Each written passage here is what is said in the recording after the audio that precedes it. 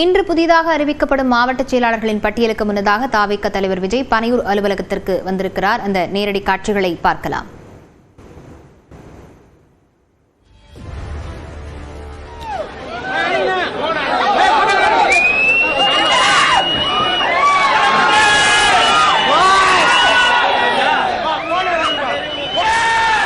இதுகுறித்த விவரங்களுடன் செய்தியாளர் செந்தில்ராஜா இணைந்திருக்கிறார். செந்தில்ராஜா, இன்றைக்கு எத்தனை மாவட்ட செயலாளர்கள் பட்டியல் வெளியாகும் என எதிர்பார்க்கப்படுகிறது? லாவண்யா, தமிழக வெற்றி கழகத்துடைய 6ஆம் கட்ட அந்த பட்டியல் அறிவிப்பில், நிர்வாகிகள் அறிவிப்பில் இன்று 19 மாவட்டங்களுக்கான அறிவிப்பு வெளியாக இருக்கிறது. அதற்கான அந்த நிர்வாகிகள் பனையூர் அலுவலகத்திற்கு வரவழைக்கப்பட்டிருக்கிறார்கள். ஒவ்வொரு மாவட்டத்திற்கும் தலா 15 நிர்வாகிகள் இன்று அறிவிக்கப்பட இருக்கிறார்கள். செயலாளர், இணை செயலாளர், துணை செயலாளர், பொருளாளர், செயற்குழு உறுப்பினர்கள் என 15 பேர் கொண்ட அந்த பதவிகளை ஒவ்வொரு மாவட்டத்திற்கும் இன்று அறிவிக்கிறார். இதில் 19 மாவட்டங்கள் இடம்பெறுகிறது.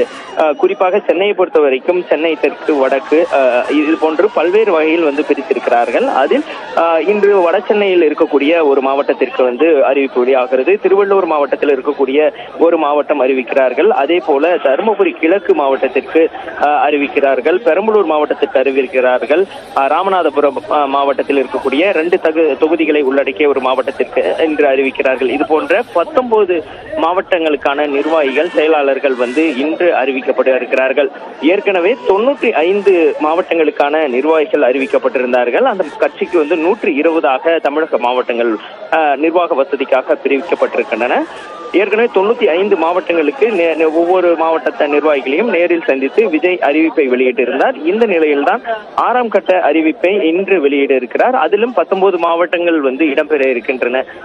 இது தவிர இன்னும் 6 மாவட்டங்கள் அறிவிக்கப்பட வேண்டிய மாவட்டங்களாக இருக்கின்றன. தூத்துக்குடி உள்ளிட்ட மாவட்டங்கள் அறிவிக்கப்பட வேண்டியதாக இருக்கிறது.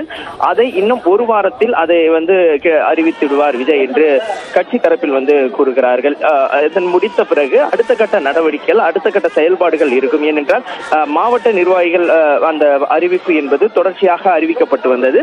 5 கட்ட அறிவிப்பு அடுத்தடுத்து வெளியான நிலையில் கட்சியுடைய அந்த 2ஆம் ஆண்டு நிகழ்ச்சிக்காக அந்த 6ஆம் கட்ட அறிவிப்பானது நிறுத்தி வைக்கப்பட்டிருந்தது. இந்த நிலையில்தான் இன்று அந்த 6ஆம் கட்ட அறிவிப்பை வெளியிடுகிறார்கள். லாவண்யா, விவரங்களுக்கு நன்றி செந்தில்ராஜா.